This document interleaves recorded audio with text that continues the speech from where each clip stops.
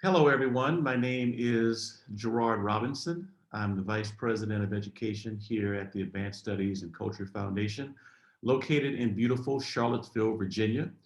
This is a monthly event that I have a chance to host for the Center for Education, Leadership, and Culture. And it provides an opportunity for me to talk to educators, to leaders, and stakeholders from across the country who have done some really interesting things as it relates to education.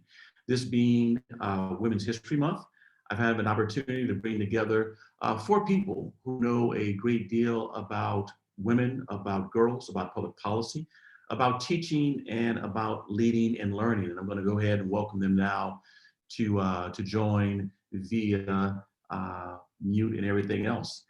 And so, as you know, when we have the monthly events, it's really a chance for us to have a dialogue. It's about me not talking as much and B, giving people an opportunity to speak about the subject at hand. And today, we're going to focus on women and girls in K-20 education, to talk about practice, to talk about, performance, but also to talk about perseverance in action.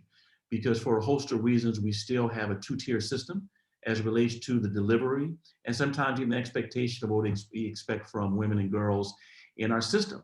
So what I'm going to do is to introduce four panelists, and then we will go into the questions. So I'm going to start off with Katherine Bassett, who's part of the home team. She's an educator. She's also the CEO of Tall Poppy, which is a company dedicated and really devoted to training education leaders as relates to standards revision and development. She's also a former Teacher of the Year, and she's going to talk to you more about that in her presentation. We have Cara Bobroff, who is an educator, and she's the founder of the Native American Community Academy, known as NACA. And she's also got NACA-Inspired School Network. That is schools in Colorado, Oklahoma, New Mexico, and South Dakota. Cara and I are members of the same Pahara Aspen class, so it's always good to have a fellow sister here. We have Liz Hicks, who is from Los Angeles, my hometown. She is an educator, and she's the founder of the Girls Academic Leadership Academy, an all-girls public school in the Los Angeles Unified School District. Very innovative model, and she's going to share some things with her. So she's the one who had to get up the earliest, so glad that you're joining us from the West Coast. And last but not least, we have Alicia Morgan, who is a social entrepreneur. She's the former superintendent of schools at Ivy Preparatory Academies, a network of all-girl public schools of excellence in the Atlanta area. Alicia and I have known each other for nearly 15 years, and we've done a lot of work together as it relates to providing opportunities for families across the area. So let me welcome all of you to our monthly discussion. Thank you. Thank you. So people who went to our website had a chance to click onto your name and learn a few things about you. But for those who have not, and for those who will watch or listen to this later on, just want to know who you are, and more importantly, how did Liz and Cara and Katherine and Alicia, how did you become who you are? So Katherine, we'll start off with you. Who's Katherine, and what encouraged you to this field of work? Thank you, Gerard. It's an honor to be here with you and with these amazing women. Who is Katherine? I always have difficulty with this question. Katherine is an expert educator and executive, an innovative leader, a relationship builder, a professional learning and assessment expert, an education researcher, a strategic thinker and skilled fundraiser, an equity advocate, a change agent. Katherine is a unicorn. At least that's the word that's been applied to me. I'm not entirely certain what that means. You asked us to think about one of two questions: what attracted us to the field of education, or what attracted us to focus on women and girls? And I'd like to answer that second question. The women in my family always worked outside my home, outside their homes. My great-grandmother owned the local grocery store in her small coal mining town in Pennsylvania. She butchered meat, she served the counter, she did the ordering, the bookkeeping. It was her business, but she didn't own it. My grandmother was a proud member of the United Ladies Garment Workers Union. She went out on strike for equal pay. She was stabbed with scissors and kept walking. My mother, at the age of 17, was put on a bus from that coal mining town in Pennsylvania to go to New York City to the Mount Sinai School of Nursing, where she became a registered nurse. My Aunt Betty was one of the first females to graduate with a PhD from the University of Pennsylvania and went on to become the first female chair of the history department at Lebanon Valley College. And so I was always surrounded by strong female role models. However, even within my own home, the girls were treated differently than the boys. I skipped a couple of grades in school. And so when it was time for me to go to college, I was 16. My father chose my college. I would be the first person in my immediate family to graduate from college, and he decided where I would go. That was not true when it came to my brothers. My brothers went to Notre Dame, Princeton, the Culinary Institute of America. I went to a Pennsylvania state school. Why do I care about women and girls in the workforce? I care because until 1974, women could only establish credit if a man co-signed for them. And even if a man did co-sign, their wages were only calculated at 50% of their actuals. I care because in my first job, my male supervisor called me into his office to ask me a question I thought would be a professional question. Instead, he asked me, "Do you look better with your clothes on or your clothes off?"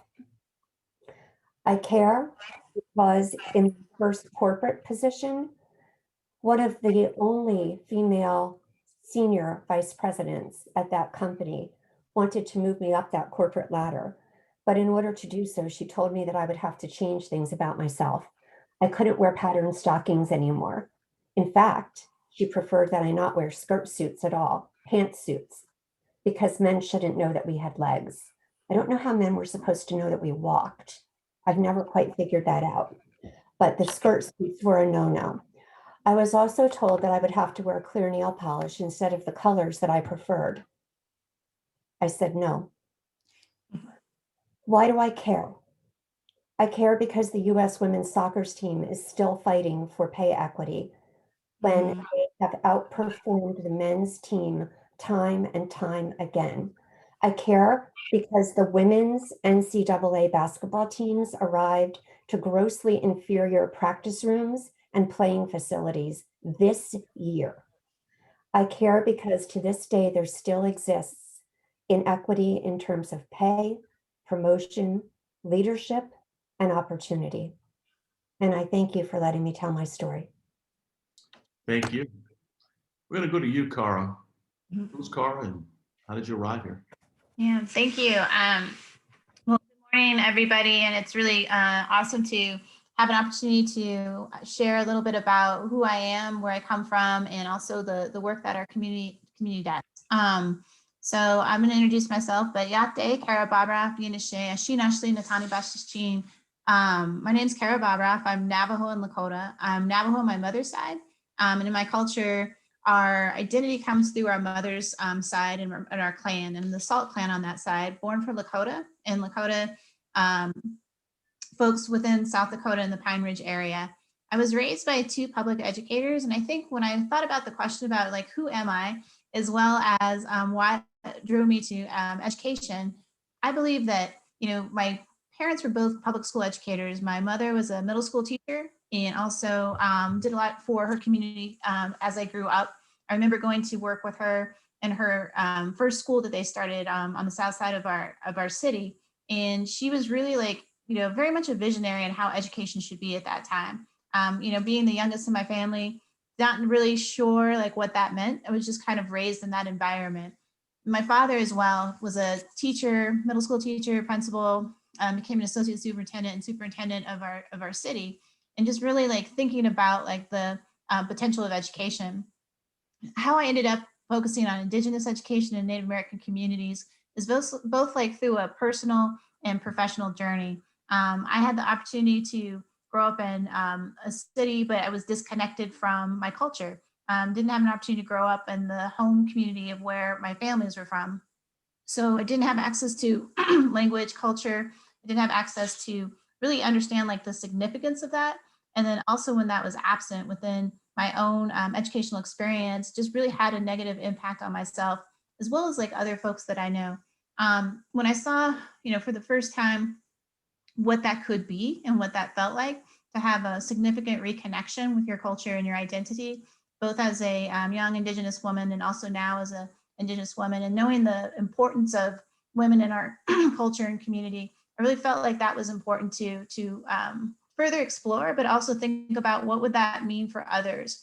And thinking about the history of our education system, from boarding schools to now, from the intentionality around the removal of different aspects of, identity and culture for Native communities and the trajectory of what we want to see Native kids achieve made a lot of sense to me. I remember in first grade, the first, year that I was in school was my first experienced, I guess a racial slur of some sort. And I remember how it impacted me. I was really, really, withdrawn and didn't actually talk in school till like the fourth grade when I had a transformational teacher that was really able to help kind of mend that and help put me on a different trajectory. But it was something that impacted me so much that I know that that is something I didn't want for others. As we continued on, not being able to see aspects of myself and then also the negative stereotypes that we would see within the community on TV or in the newspaper really had like an entire kind of cover of like what Native kids had potential was. So I just experienced that both personally. As I started to learn about the history of the Navajo Nation, it was really clear to me that there's been many injustices along the way, as well as huge inequities that still exist today. So that was something that really lit a fire inside me personally, but also kind of made me think about what would be the potential and how to change that. So when I think about why I ended up in education, I think it was both because of my family, but also kind of a sense of like what could be different. And then also realizing like once you start to learn like what has happened, you can have some agency in trying to change that.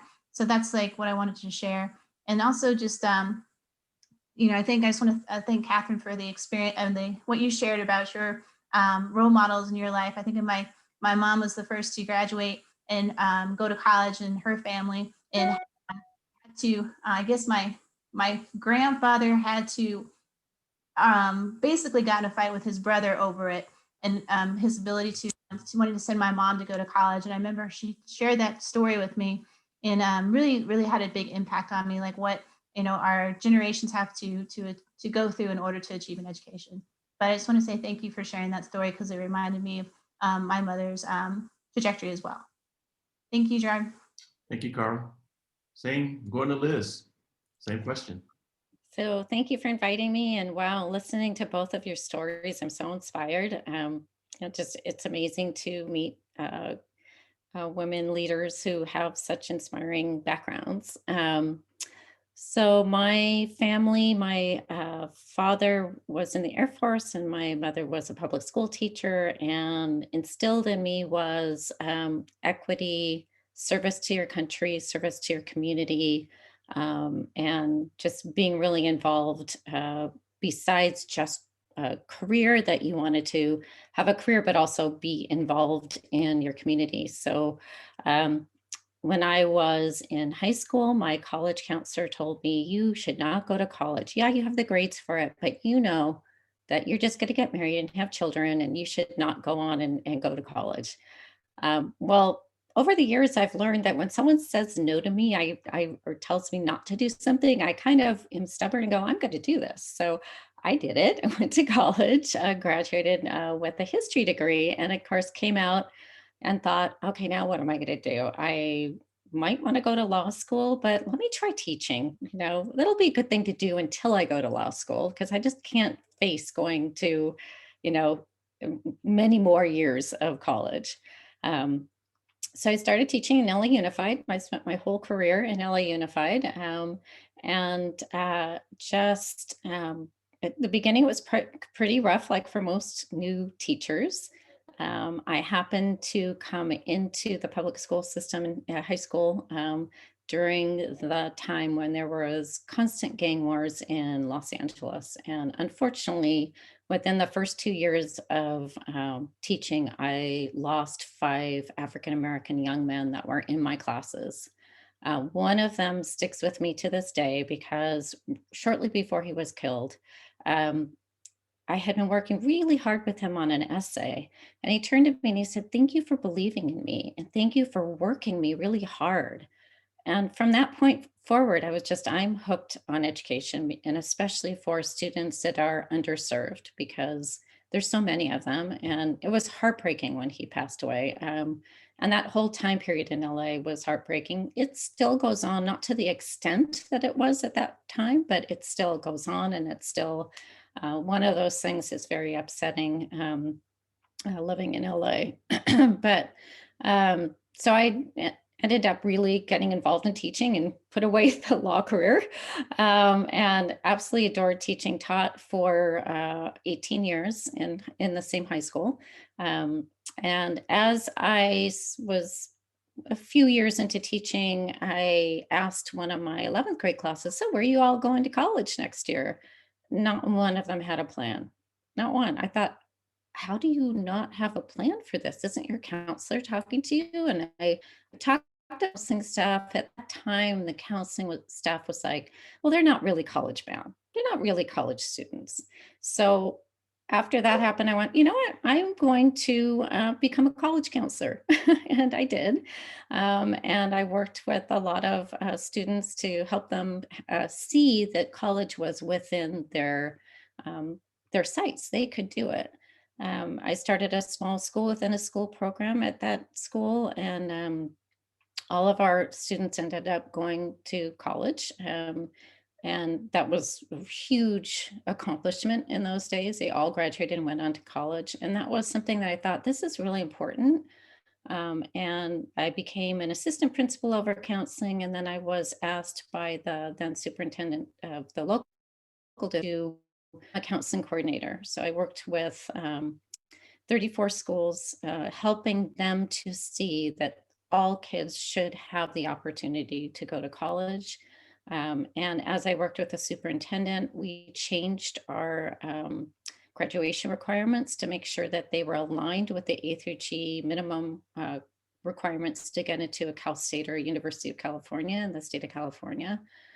So our requirements now in LA Unified are exactly that.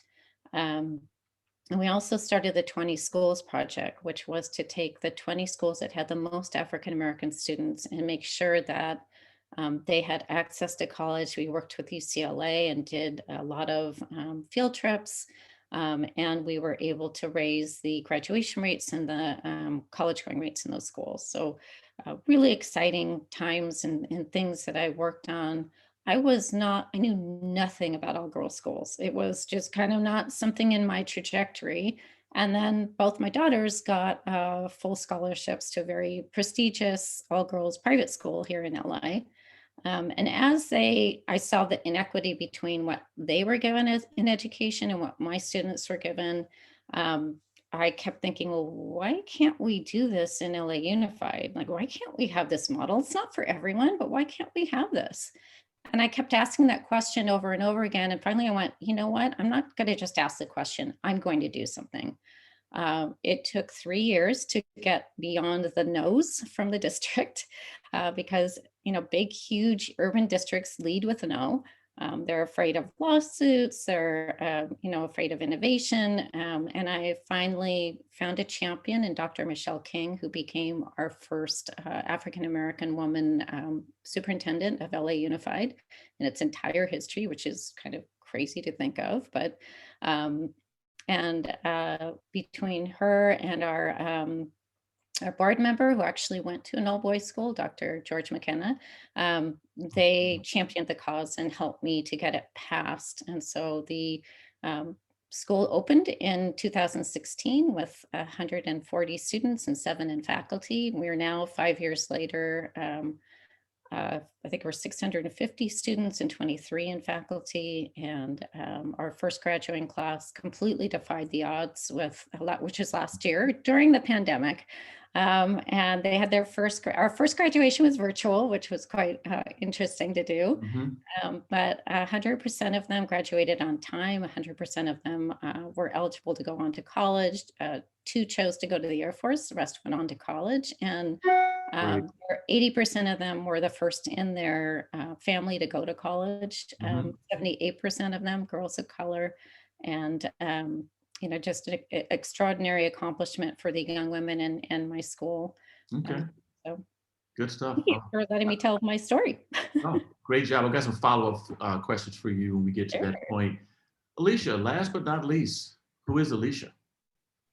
Well, good morning, everyone. Thank you, Gerard, for having me. And it's wonderful to be with these amazing ladies. And as I listen to your stories, I think about the shoulders that I stand on. I grew up in South Florida, in Miami-Dade County. And I think about the fact that early on, it was really my mom who felt it was so important to expose me to everything possible. And even though my parents didn't have the means for me to attend the best public schools in Miami, we used every option available so that I could get the best education. And so I attended a minority to majority transfer program, for elementary school, middle school performing arts, high school performing arts, and then for college, went to Spelman College, which was my first foray into being around all women and getting that level of nurturing. But even before that, as I like to tell the story, it was one January evening that my mom came home and said, "Put on your shoes, we're going to the NAACP meeting." And I was like, what is this? And so I took a book because I figured I was going to be really bored from all the old people sitting around talking about things that had nothing to do with me.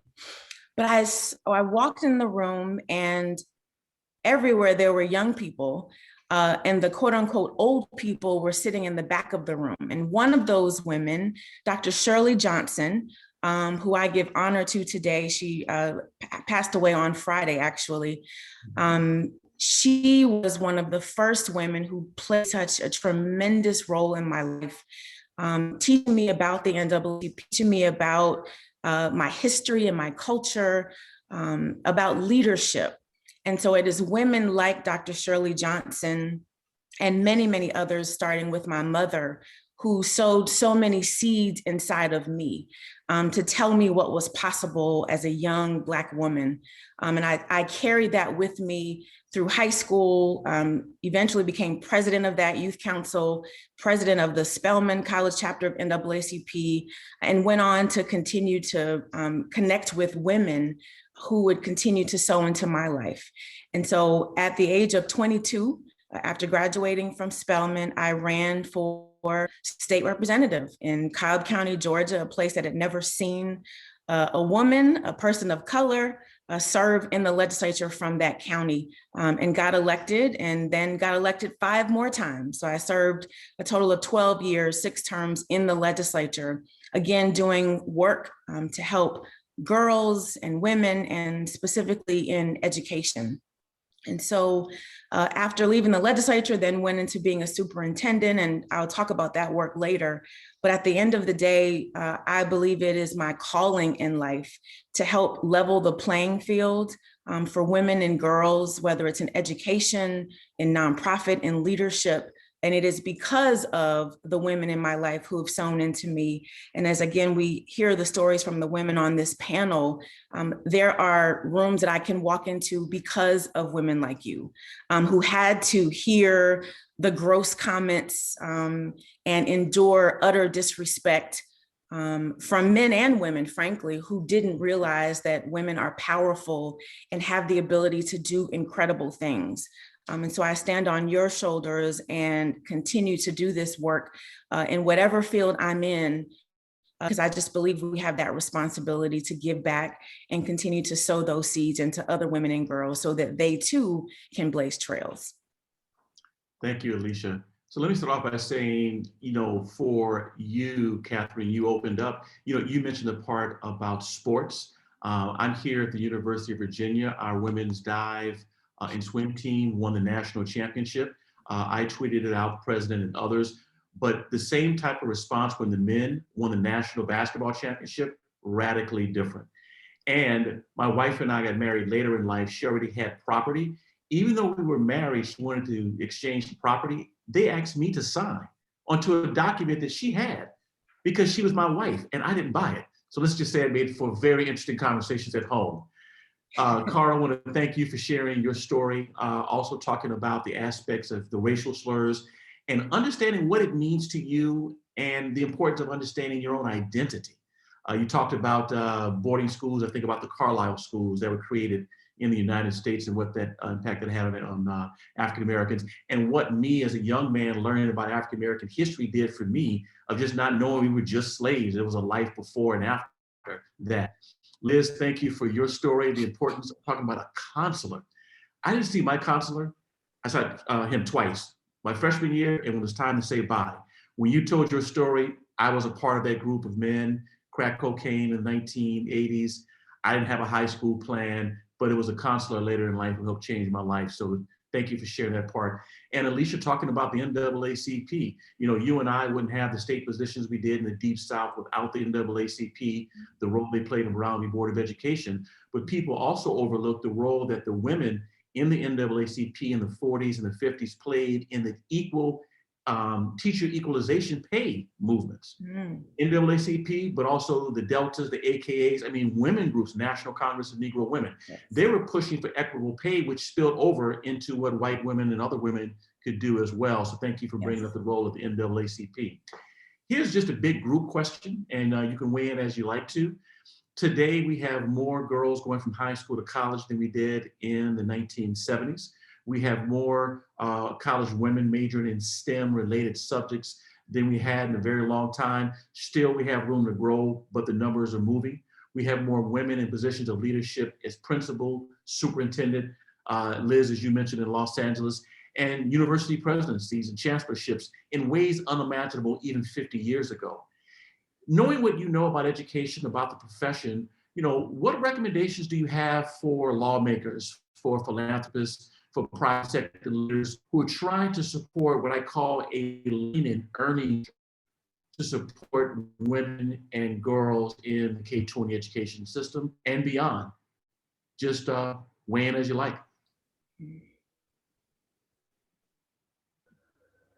Well, I think what's been so striking during the pandemic has been how many women and women-owned businesses have, just lost their employment, lost their business. It seems to have hit women much more strongly than any other segment of our population.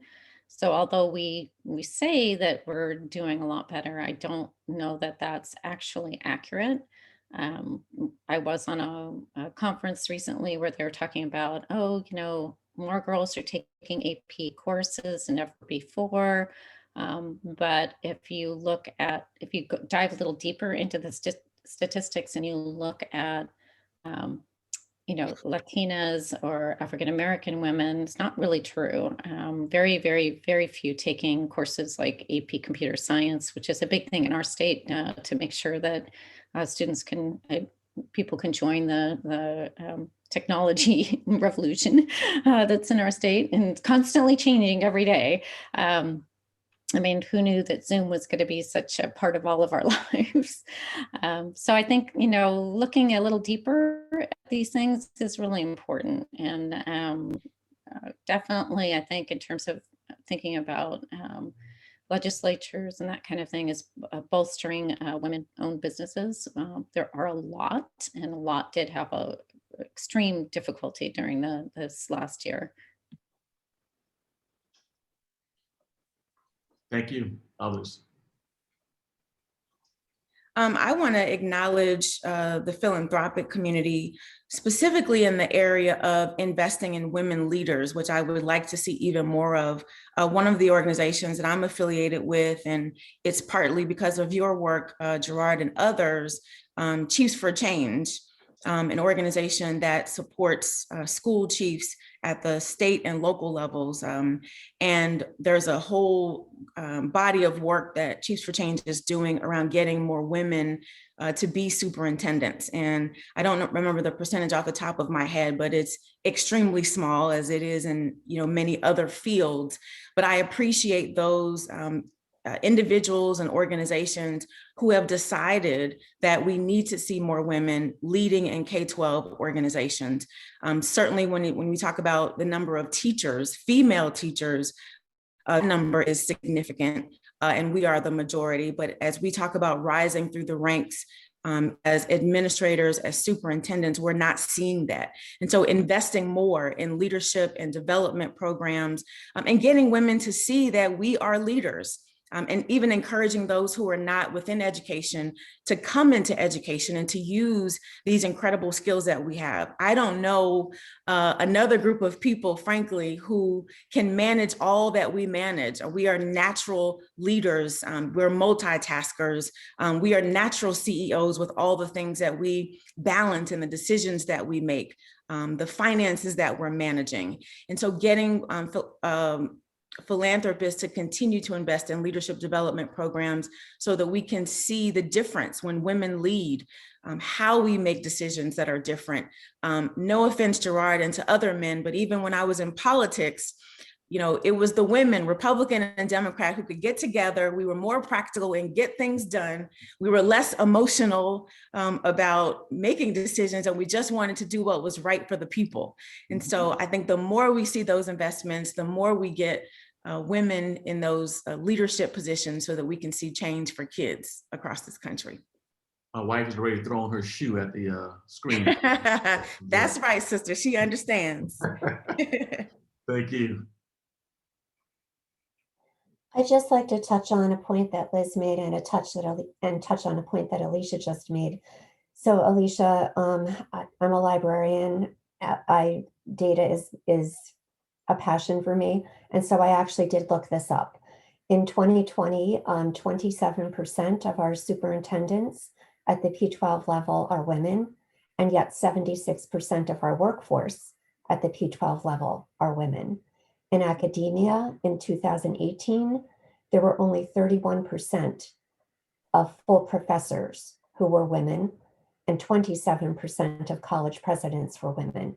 So yes, we've come a long way, but we have such a long way to go, such a long way to grow. And when we talk about superintendents of color, of any gender, 9% of P12 superintendents are superintendents of color. And so again, just such a long way to grow. Liz, you talked about STEM. I entered college as a STEM major, and I defaulted to education. And Gerard, if you remember, we had a call several nights ago with 3 women who also entered college as STEM majors, Right. as engineering majors, in fact, and ended up in education. And there's nothing wrong with ending up in education. We need us in education. And yet at the same time, we also need us in engineering. We need us as coders. We need us as physicists. We need us as chemists. And so I would encourage the philanthropic community to do what organizations like the Voya Foundation are doing and put a stake in the sand and say, we are only funding STEM with a focus on females in STEM. When I was at NSTOY, I started the Voya STEM Fellowship Program, which matched State Teachers of the Year and finalists for State Teacher of the Year who were STEM educators with beginning STEM educators. And the vast majority of those were female. And so that's the kind of philanthropy that I would like to see, a greater focus on STEM education for women, a greater focus at the college and university level on giving to colleges and universities that make it a focal point to increase the percentage of professors, leadership positions that are held by women. So this is something that philanthropy can do. Thank you, Katherine. Carl. Yeah, thank you. I think right now, I feel like we're really in Indigenous communities in this country in a time of like celebrating the first. I think of like my sister, Hillary Thompson. She was like the first Solicitor General for the Interior under Obama. And also, I think she was also the first maybe Native American woman, well, definitely Native American woman in that position, but woman, period.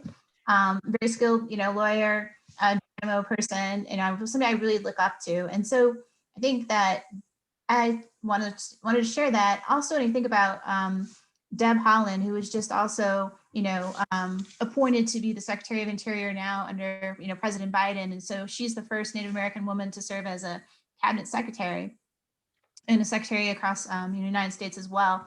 And so I think about our students at NACA, and I think about my colleagues as well, and how we look to different people in these different positions, whether they're elected officials or appointed officials, or social entrepreneurs who are, going out and like making really great policy, or different organizations that are being started across our communities. I feel like there's such a huge gap just around what the localized solutions can be. And so I think philanthropy really needs to think about investing and continuing to invest even at a larger scale in specifically Indigenous like women who are leading organizations, who are in systems trying to change those systems. My own experience as a deputy secretary and an interim secretary of education in New Mexico thought about two things. One, the education aspects of like what is good for kids and how do we do that? How do we support teachers, school leaders, school districts, and inspire them to change, and also, really move forward with a lens of equity. Like that's the work. What we also carry, I think, is like system leaders and different leaders as we get into different roles, is that in Native communities, there's not only that responsibility to the students and families and the folks that are in a K-12 education system, but you also work with tribes, and you also have your own community that you're highly accountable to. And I think there's some things that are really beautiful and amazing about our culture, in the sense of having like, a Navajo culture or a matriarchal society. And some of the other cultures, there's a paternal aspect of that. And I think that it's really, I see our students at NACA kind of wrestle with this. Like they want to be the governor of their pueblo, but they're not allowed to because you can only have a man in that role. So there's a whole like diversity issue. There's a lot of cultural issues. I know that, there's different, even the climate of an organization or the climate of how things are being done. And I think that the responsibility goes, both ways around both men and women that also have to call that out and be able to support people once they're in that role. So I've been thinking a lot about how to support Indigenous women who are in systems leadership roles, whether they're at a, state education agency, a federal education agency, doing that for their tribe. I think a lot of our tribal presidents or chairwomen across the nation who would really benefit from having like a systemized approach to not once you just getting into that role, but supporting you as you making sure that you have what you need to be successful, and also being able to really bring together people who are in similar situations. So that comes to mind quite a bit. And then I get super excited about the younger leadership of our students who are, coming out of the Native American Community Academy, going on to their college. And again, they're sitting in a classroom where they might be the only Native American student. And then when it's Native American Month or literature comes up, I think of our young women are, sharing stories about where I'm creating like an effort to be able to bring people together, whether that's through like things like a jingle dress society, or actually thinking about more of the aspect of becoming a young person that wants to run for office or wants to lead in a different way. So I think there's a lot of different entry points, and I think it's something that's definitely, as we know, systemic. But I look forward to seeing where our young women go, and also how they continue to innovate and to think about critically, like what's the future look like for them. Great points. Let me go to you, Liz. You were giving us a good overview of your school. And LA Unified School District, second largest in the country, I believe 600,000 students. In one of your parts where you were speaking, you talked about having a superintendent and its schools and areas. LA is really large. If I'm a parent in Los Angeles and I want to come to your school, what zip codes are you pulling from? How do we hear about it, and why would we want to come? So great questions. I did want to just chime in and talk about one of the things that we do with our girls, because we are a STEM-based school, is we're very honest about the reality. You are probably going to be the only African-American woman in some of your classes, in some of your job situations. And how do you develop the resilience to deal with some of the things that unfortunately still you're going to deal with as a single person in that situation. And I feel like that also is lacking a little bit as we develop leaders. I was a very reluctant principal. I would never have become a principal except for I had such a passion to start the school and have equity for the girls in LA. And part of the reason I would never be a principal is that it's just a very thankless job. You're working constantly. And as a woman principal, you're being constantly questioned. There was not a lot of belief in this school when I started out. There were a lot of barriers put in the way. Now that we've had the success, everybody is trying to take credit for it. It's a very interesting situation. But I think it's a difficult role for a woman to want to take on, and particularly if she has children at home, because the demands of the job is 24/7. And to keep a family life, and this is true also in the labs situation. I know students that have now gone into the sciences and they're working in the labs and they're like, I'm constantly working. What am I going to do when I have children? Or, how am I going to keep this up? So I think it's a very interesting question about leadership and how we can somehow balance for women the needs of a family and the needs of being a leader. As well as just the kind of questioning that happens of women leadership that really doesn't for men. So I, admire everyone here and the leadership that you've provided, because again, like for me, it was like, well, I don't think I really want to do that, but I, was, like I said, I had the passion to have this school start. So our school represents, to answer your other questions, 81 zip codes around Los Angeles. I didn't even know there were 81 zip codes in LA when I started this. Some of our girls take 2 buses and a metro to get to our school and travel an hour or longer to get to our school. We're a application-based school, but we don't ask for any prerequisites in terms of grades or test scores or that kind of thing. We ask for an application because we really want girls to understand and their families to understand what they're getting into. We require 7 years basically of math, 7 years because we're 6 through 12. 7 years of science, and minimum 3 years of computer science. So if you're not interested in that field, this might not be the best match for you, although we're adding in the arts slowly but surely. When I did research recently about architecture, I found that less than 1%, 0.7% of African-American women are licensed architects in our country. I thought I need to start an architecture student because I want to expose these girls to that, amazing field of marrying, art and science and technology and math. So we did start an architecture strand last year. Super excited about that. And students can find out about our school on our website. We do, when I first started the school, I think I went to every place I could think of to kind of let people know that I was starting the school. It's like Boys and Girls Clubs, markets, Starbucks.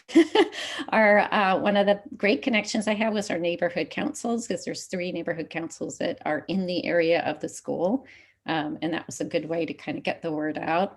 Now we are on the choices, part of our website, which is kind of the choices magnet, but we're not a magnet. So the families come to one of our orientations, and then they apply, and then we do a lottery. So it's not based on anything but the fact that they've applied, and then it's a lottery to get in. Right now we have about 400 students on our wait list to come into the school. So I'm hoping at some point we'll be able to start other all-girls public schools. Right now we are constricted by AB 23, which is a law we had to pass in order to make sure that we could keep the all single gender models in LA. But right now it's very specific to only LA Unified.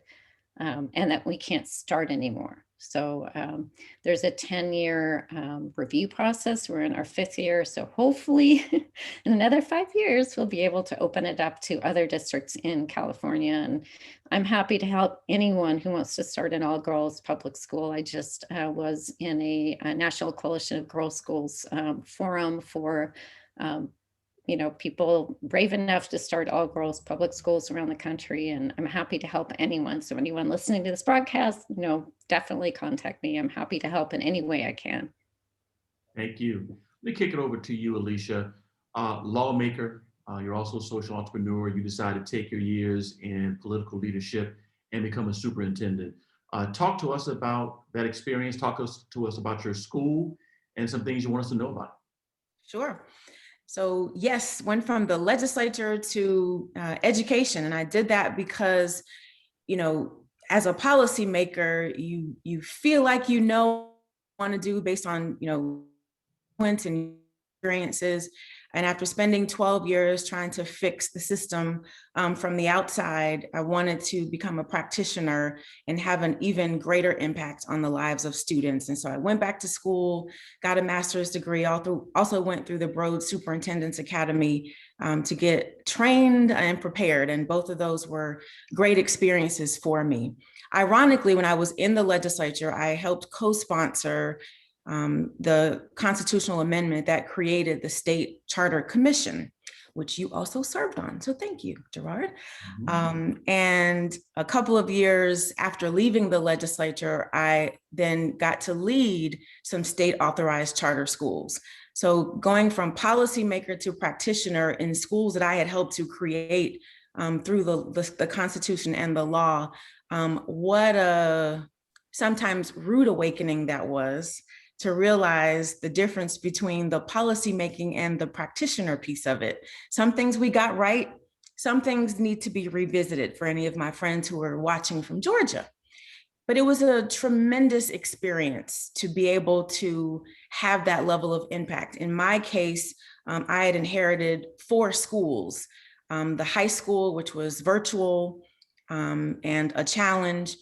There was also an all-boys school that unfortunately closed about 3 months after I got there. They were in their 5th year of their charter, and we weren't able to we didn't have enough time to turn that particular school around.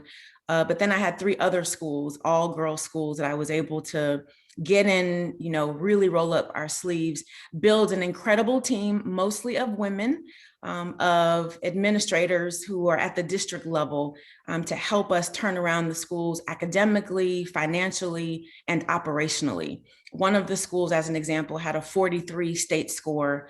And by the time we left, or actually the second year, we got them up to an 85. And so that tells you the amount of work that went into getting that done. But I have to tell you, Gerard, of all the work that I've done, that was the most difficult. Liz talked about how challenging it is to be a principal. I managed 4 principals, and I still, as hard as it was to be a superintendent, no one can convince me that there's a harder job in education than to be a principal. So my hat's off to them. And one of the thing that I'm probably most proud of, in addition to the academic gains and doing the turnaround work that we did, was implementing what we call Professional Development Wednesdays. So we wanted a way that we could develop our teachers and give them the time that they needed to have support to become more effective as educators, and, you know, to give them the tools that they need to be successful. But at the same time, when you have the ability to lead schools for little girls who looked at you every day, who we were modeling for, we wanted to focus on the whole child and not just their academic success. So every Wednesday, every girl in our schools donned their pink polo shirts. And while teachers were getting their professional development, so were our scholars. And we brought people in from the community to teach them everything from leadership development, resume writing, how to apply for college, poise and, you know, etiquette, and, you know, which fork to use and all that good stuff, because we wanted them to have those life skills that they would forever use. And so going back to some of the things that have been said before, you know, women do it differently. And I think having the great privilege to run girls schools gave me the ability to be myself, to bring my full self to work, to support women leaders, give them the space that they need to be leaders and moms and wives and all of the roles that we have to play. I think one of the reasons why we're not seeing as many women come into leadership, and why, Liz, you mentioned that you were hesitant to even think about leadership, is because the structures that we have in place for leadership are very male focused, male dominated. You know, when a woman is in a leadership position, We're thinking about, what are the kids going to eat? What does my husband need? What are all the things that have to happen this week? But when a man is leading, you're asking, oh, who has the kids? You don't have to ask a man who has the kids today, because we already know where the kids are. So it's changing the framework that we have in place that says that this is what leadership has to look like. And so I think my legacy as a superintendent, and even as a legislator, all of the many young people who came through my office in those 12 years is forcing us to think differently about what the leadership framework looks like, and that you can enter leadership authentically in who you are and what you do best. You can be vulnerable. You can talk about the things that are difficult. You can lead in a way that matters for you, that makes an impact. And it doesn't have to look how it looked for the last 50 years. For the time you were there as superintendent, list schools 6 to 12, what was grade ranges for you? We had K through 12 at the beginning. Okay. After that first year, I did end up closing our high school programs. That's one of the toughest things about being an educator. And when you know that you aren't doing right by kids, you got to make some very tough decisions. And that was a very controversial one, but we did close the high school just a few months after I arrived and focused just on K through 8 while I was there. And the demography of the student body? 95% African-American. All of the schools were Title I. And so you could imagine kind of all the stories that go in between. And I'm glad you asked that too, because I think it's really important to state, those of us in education, we have these assumptions about what kids can do when they are Title I, when they are students of color, or when they come from a low socioeconomic background. And I was always proud and always inspired by the high academic achievement that our scholars had, regardless of where they came from.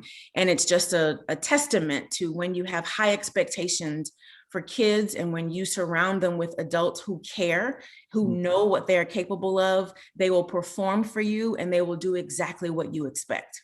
Thank you. So Cara, you taught in California, northern part of the state.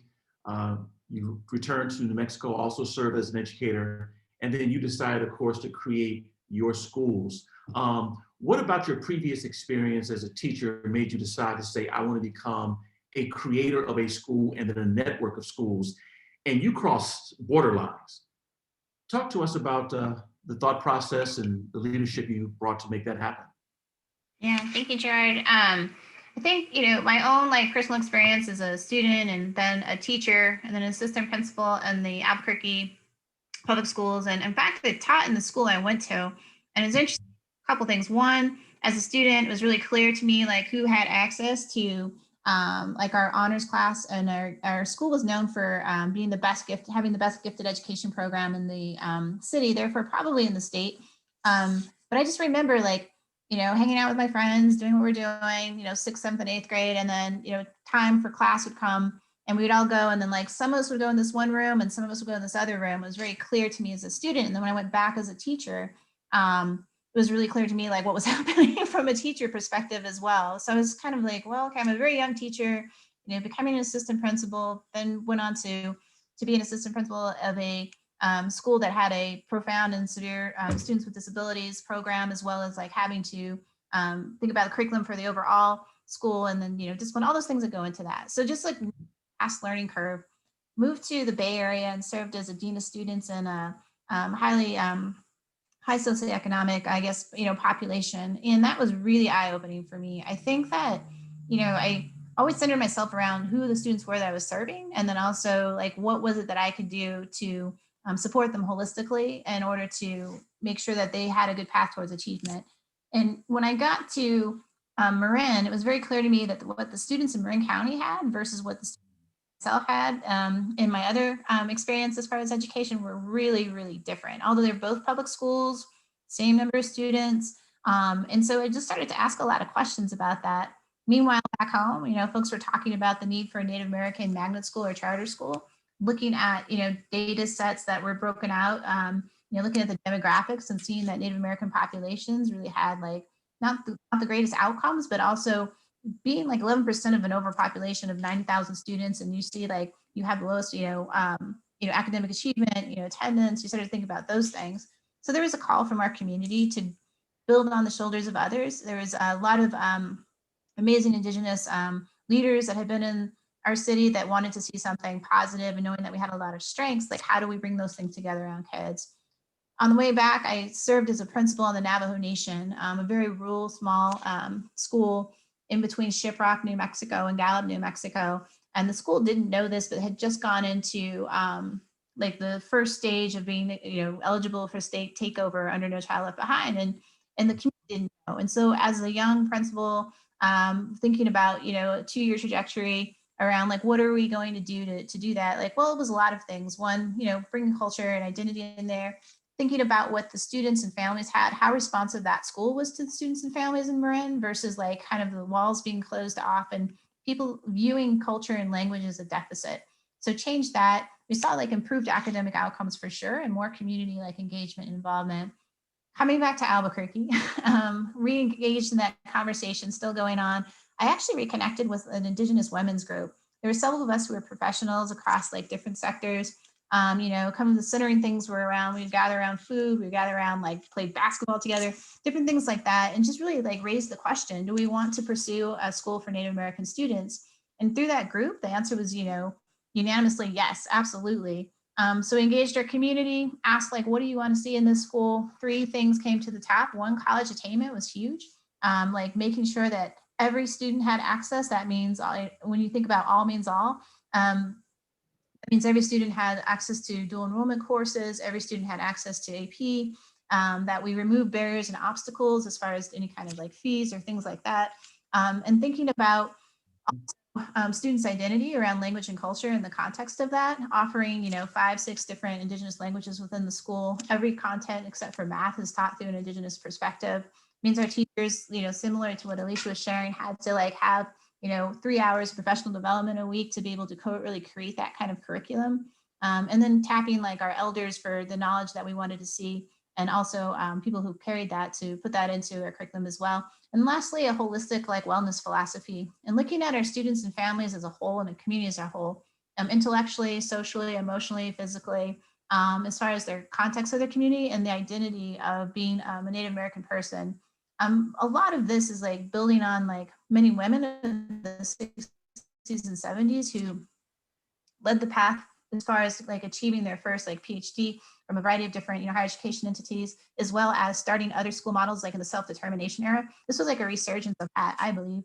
So I feel really fortunate to still know those women and being able to connect with them. As far as the network, it was like, we think about Native American people and Indigenous people across the United States. We really want to like work with folks who want to change the trajectory of like education for folks based on their values and based on their culture and based on their community and families and what they want to see. So when I think of sovereignty, it's both like inherent, but also, there's tribal sovereignty as well, but thinking about self-determination, that's really a driver. And also many of those folks, I can probably list many of them are women who like really led in the forefront to help create the momentum for something like NACA to happen. So I think it's a combination of all those things. And then just like one of those things when you get up every single morning and like no matter what happens, you're going to make sure that you serve in a way that you can. So it's just the most rewarding, I think, work I've ever had the opportunity to do. And I'm excited to see the impact of other schools that are starting to take root too. Liz, 6-12, Alicia initially all the way to 12 and changed. What's the grade span for your, I guess, the one school and then the network, or maybe the same? Yeah, so for NACA, it's K through 12. And we have a group of folks who are looking to start an immersion Navajo language program, which will be a pre-K program and early learning, which I'm really excited about. It was something I wish we had done from the beginning, but there's different things you got to like pick and choose as you start to start something. And then the other schools really depend upon that community. Some are elementary focused. Some will grow to a K-12 system because of the, I guess, the desire to think about language and culture, knowing that earlier the better when you're really trying to preserve languages and you think about how quickly those are starting to vanish. It's something that we really need to like accelerate for sure. And then also a lot of partnerships with tribal colleges, with universities, higher education entities has been really, really, really important to be able to have our students on campus, be co-located, create courses that kids can take remotely. So there's a lot of work that's been done to really design like Indigenous education opportunities with our higher education partners as well. Thank you. So Katherine, Carl happened to mention rural education. You know something about rural education. Again, 2000 Teacher of the Year for New Jersey. And you started a national organization focused on Teachers of the Year. And you've helped create a database here at the foundation where you can actually go and watch the interviews that we've had with groups and individuals. Talk to us about your experience teaching in a rural school. What were some of the dynamics as related to families, girls, and even some of the dynamics you mentioned relates to women who taught in the school or the district? I'm just so fascinated by the conversations that we've been listening to. So I just needed a couple of seconds to wrap my head around your question. So I taught on a barrier island. A barrier island is an island that has the ocean on one side, the bay on another, and it's surrounded on all four sides by water, obviously. And the only way on or off that island is through a series of 4 bridges. I still live on the mainland of that barrier island. So I did not grow up here. I grew up in urban areas and suburban areas. And when I moved down here to southeastern New Jersey, it was quite a shock. We did not get, for example, movies until they had been out for 6 months. There was very little here socially for teachers coming in from the outside to do. It was a very different environment than the one in which I had grown up. And I discovered that my students on that island, in many cases, were isolated from much of the rest of the world. And so I kind of used bridges as my guide, my theme for what I wanted to do in that school. And I built bridges so that my students would have exposure beyond that island, and that people beyond that island would have exposure to my students. So I looked at myself as a bridge builder. And when I was the State Teacher of the Year for New Jersey, that was actually the theme of my year. Working in a rural school, community is extremely important. And I love the fact that all 3 of my colleagues on this call talked about the role of women in building community. And so my colleagues and I in that rural school built community by extending the reach of our teaching and our school to the community around us, but to the greater community outside of New Jersey, even beyond the United States. Some of my students, when I first started teaching in this rural community, if I asked them what state they lived in, they would tell me that they lived in the state of Ocean City. And so I knew that I had my work cut out for me. Something that I loved hearing the 3 women on this call talk about is the role of women in building community, the role of women in seeing the need for community, and the fact that we were able as women teachers in that school to build community, to bring the community into our school, to raise awareness of our students of what was available to them outside of where they lived. I started, for example, a guest reader program that was probably I'm assuming it was one of the earliest guest reader programs of its size to exist, because it was featured in American Libraries Magazine, which is the premier magazine for libraries, not just school libraries, but libraries in the United States. And in that guest reader program, I would bring in women carpenters, women chefs, women plumbers, women electricians. I would bring in people from all different kinds of roles and jobs to talk about the importance of reading. Why do you need to be able to read to be a chef? Why do you need to be able to read to be a state legislator? Why do you need to be able to read to be a doctor? And I would always make sure that women were well represented in the people that I brought in. Every month in the library, we had a theme. So if our theme during the month was science, I made sure that I was profiling books and other resources that featured women. So women as scientists, women as physicians, and just building that sense of community. As women, we also tend to look for needs. What are the needs of the communities in which we serve? And we don't just look for those needs, we look for solutions to those needs, to filling those needs. And I've heard that from Liz, from Alicia, from Cara. And we did the same thing in our school. You asked me in our written question, you asked me a question about female leaders in my school and in my district. For a very long time, I was in my district for 26 years. For a very long time, there were no female leaders, formal leaders in my school or district. That is not the case anymore. We now have a female superintendent. While I was still there, we hired a female director of our child study team. Our primary school had a female principal. And so by the time that I left, things were starting to change. But it took a long time and that change was slow. And so we women in the school formed informal leadership roles. And actually, one of my first leadership steps was through my union. I became a union vice president. I ran for union president as a woman. I lost. But after I left my school, within 2 years, there was a female president of my union.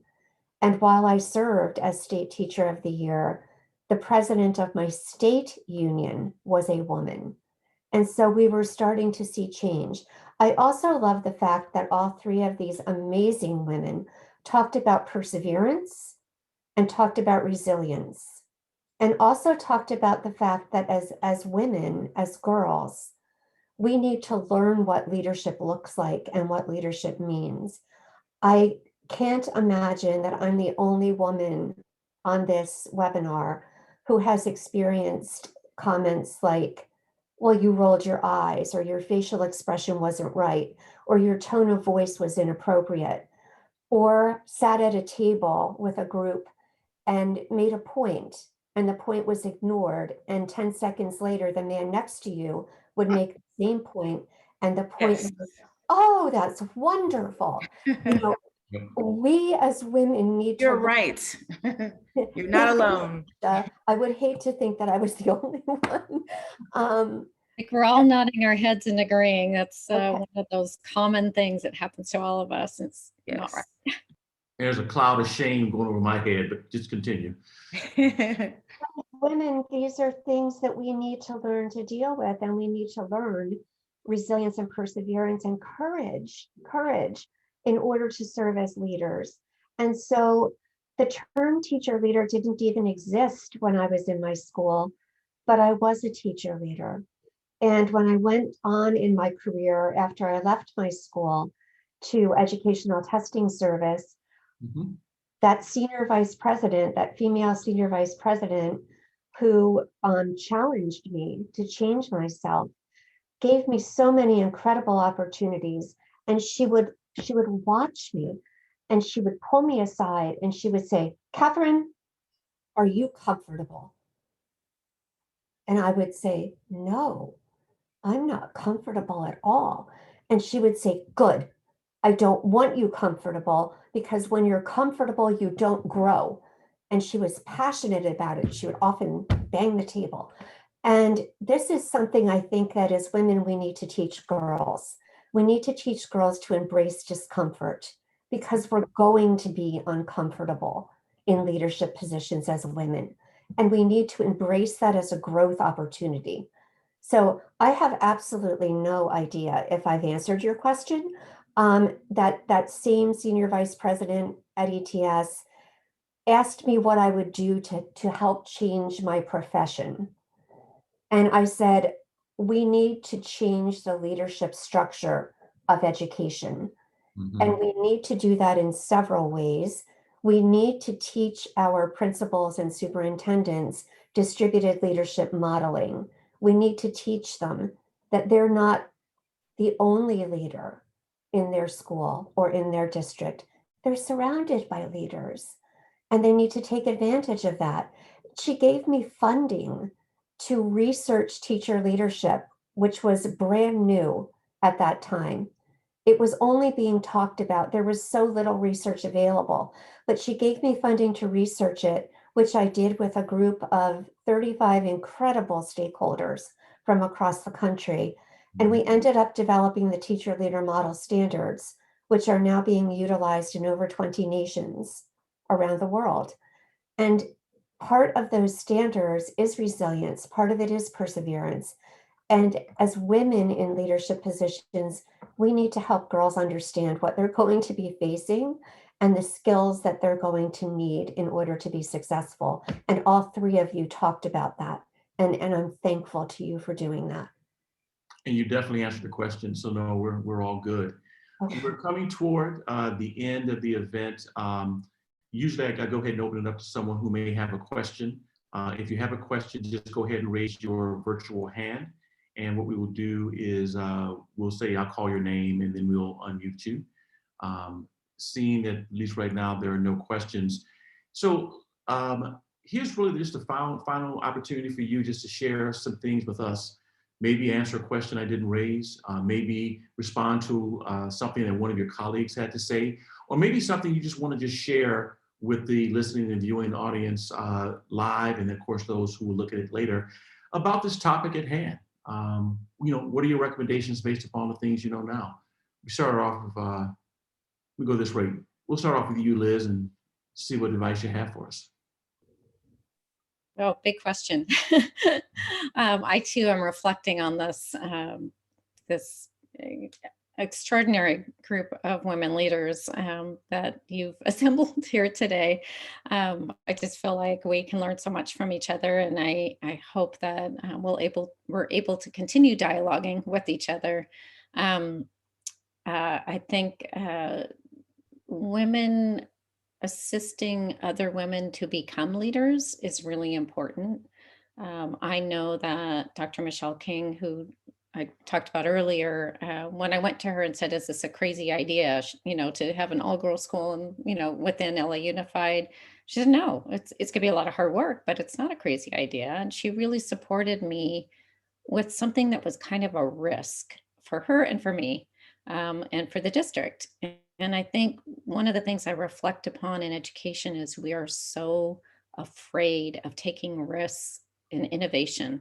And how can we both protect ourselves from litigation, but also have risk taking and innovation within our ranks? And how can we pull people up who have an innovative idea and share it with others? Those are kinds of big questions that I think about in terms of education.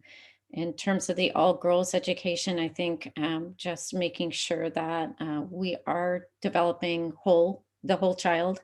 It's a big thing at our school, and leadership is a huge thing. I've been very lucky to have Senator Holly Mitchell adopt our school at the very beginning, and she's come to our school several times to just kind of be an inspiring person for our girls to look up to. We got involved in mock trial this year and had one of the assistants in the attorney's office, LA City Attorney's Office, come help us. And just having those kind of women who are leaders expose our girls to that is really important. And then having them kind of reach back and go, you know what, I'm going to give back, is so important. So as we're thinking about all these big issues, thinking about just how do we develop leaders from these young women, and how do we develop leaders from people we see around us? Thank you. Cara. Yeah, I think just want to say thank you to everybody on the on our panel this morning, and just like leaving with a lot of things in mind for sure, both an inspiration and also like a list of like, okay, this is what's got to happen. But I think there's that, I don't know if it's a tension or just the existence of the world as it is and the world as it should be. We talk a lot about that in how we want to continue to work with our students and families, and like, really look at opportunity in a way that anything is possible. And then I think that's like really, really, really important to be able to have like a space in place for people to be able to, for young women and girls to be able to articulate that vision for what it is that they care about and what it is that drives them and what they can actually impact change. And that doesn't have to happen, later on necessarily, but can happen in middle school, high school, as early as like elementary school, and really getting them engaged and finding that passion and taking action towards something that makes a great deal of meaning and purpose for their education. So I think that's one thing that really sticks in my mind is when something becomes purposeful and like meaningful to them, then that's something that they really want to learn more about and get re-energized around. I think like within our systems, being strategic and thinking about that too, is that, the way that the education system has been set up, the way that different governmental structures have been set up is that it's always like having our families and our students having to adjust to that to fit into it, or having, to adjust and fit into quote unquote, like trying to think about how to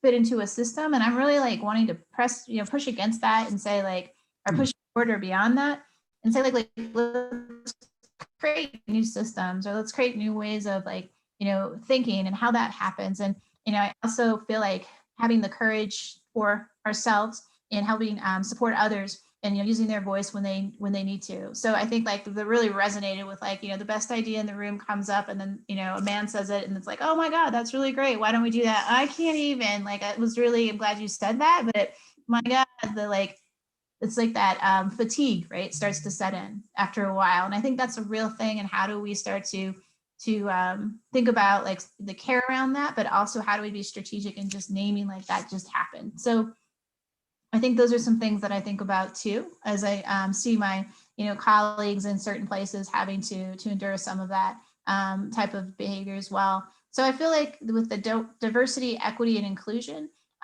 work that's happening in education and education reform and, across like our sector, that it's not just like, it's about, representation, but it's also about how do we change the culture and climate of our organizations and what does that look like? So it'd be great to see some folks come together and really think about this perspective and like, what are the things that are like, the bad behaviors that need to stop and what are the, things that need to thrive. So those are just some questions more questions than like, I guess like advice, but just some things I think that are possible at this moment. Thank you. Questions are always good. Katherine. So I've been working with Gerard for the past almost year now on issues of culture and education. And I think about the culture of leadership, and I think about the culture of female leadership, and how does it look different than the culture of male leadership?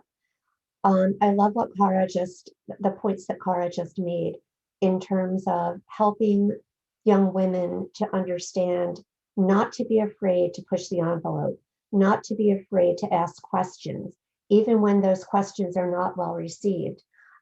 Gerard is going to laugh at this. I was voted the shyest person in my high school class. I told you. It has taken a great deal for me to be able to find the courage, to find the resilience, the perseverance, the strength to speak out when I see something that needs to be changed. Don't be afraid to innovate. Don't be afraid to ask questions. We are strong, we are powerful, but we need each other in order to do that. And I love the fact that each of you talked about the communities of women around us that we need to help us to continue to have that courage and that strength.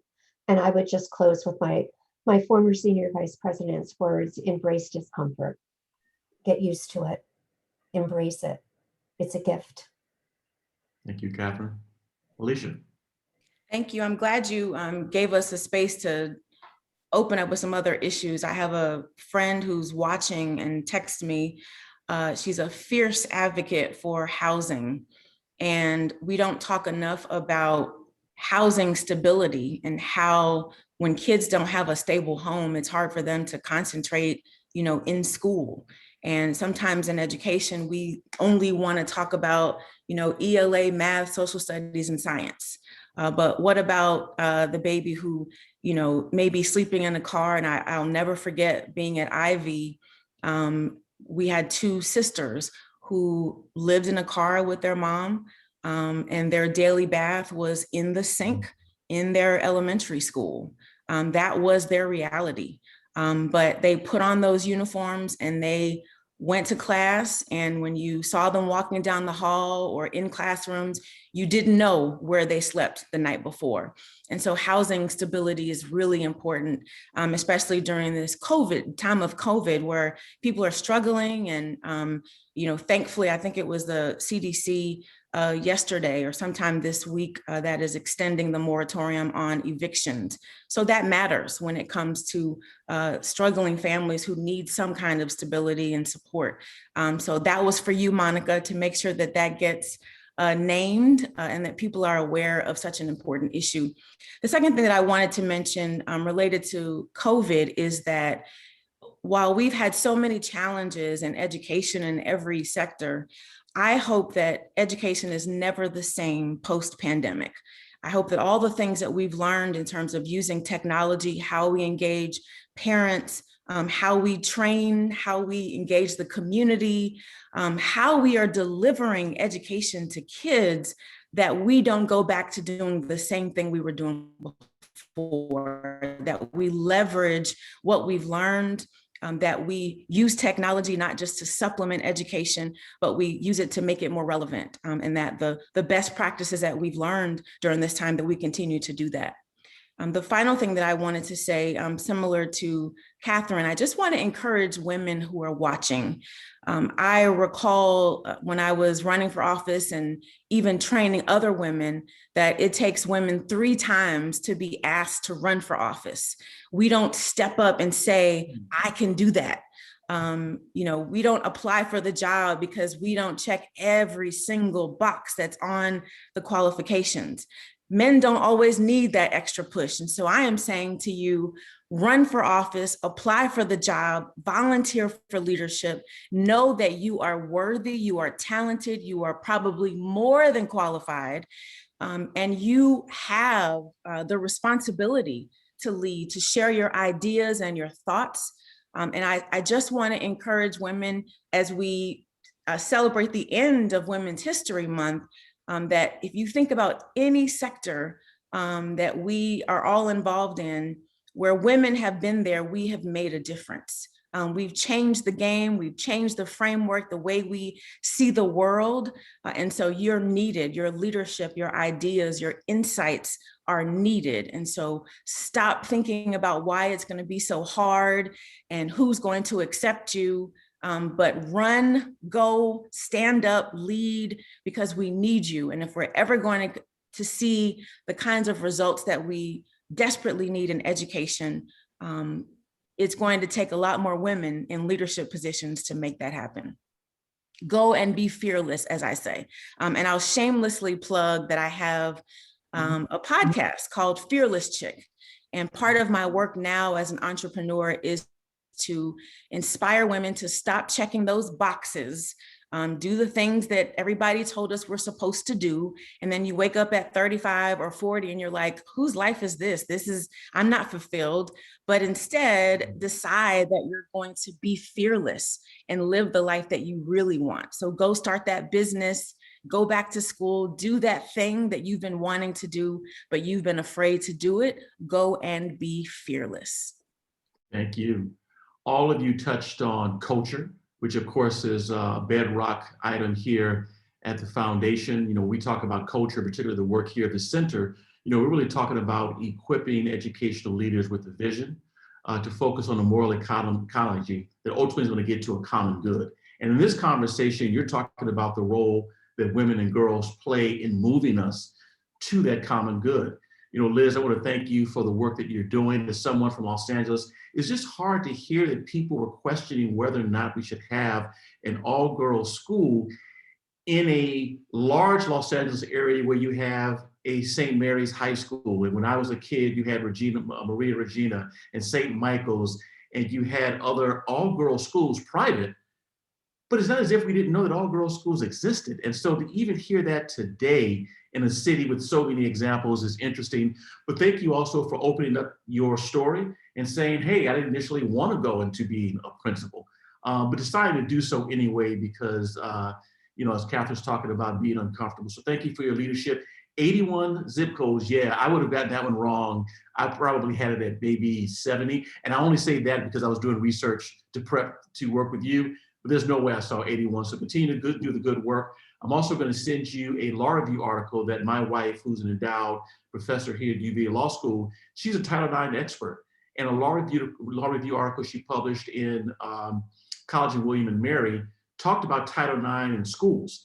And there was actually an all-gender school in Philadelphia that used it because they were getting pushback by saying, we can't have single gender because it goes against Title IX. She used to work for the Department of Ed and showed how you can actually make that nuance work. So we're going to support you so we get you ready 5 years from now for the next step.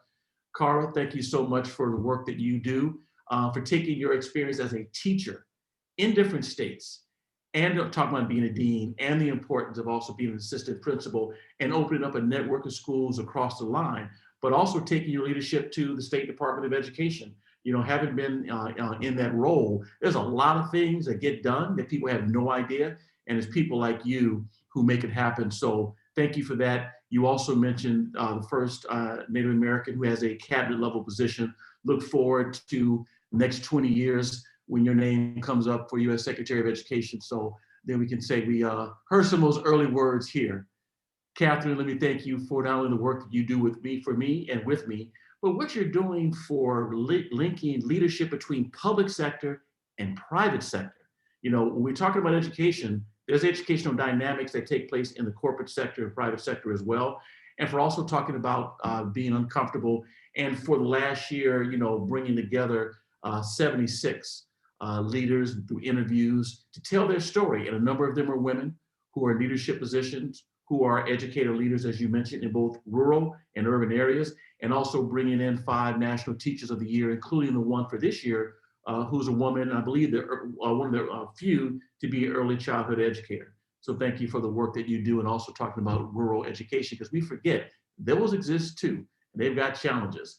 Alicia, thank you so much for putting into context the importance that politics and policy play in shaping how we think, because the teaching and learning and the delivery models that we have in all the states where you work, it's people like you who had to push buttons and say yes or no or up and down, and then being fearless to go and dive into an area that wasn't unnew, just unfamiliar.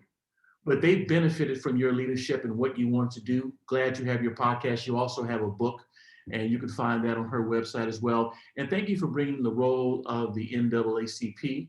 You know, I often tell people I, as a Black man, never would have been Secretary of Education in Virginia had it not been for what the NAACP had to do. But I didn't benefit. All of us, including all 4 of you on the phone, have benefited from that work. But guess what? You're taking the themes that organizations have used, independent of color or race or gender, for over a century to move us forward. Surely have more work to do, but what you shared with us today is a good start. Again, my name is Gerard Robinson. I'm the Vice President for Education at the Advanced Studies and Culture Foundation located here in Virginia. And also like to thank the leadership of the Institute for Advanced Studies and Culture here at the University of Virginia for supporting a conversation like this and providing us a platform.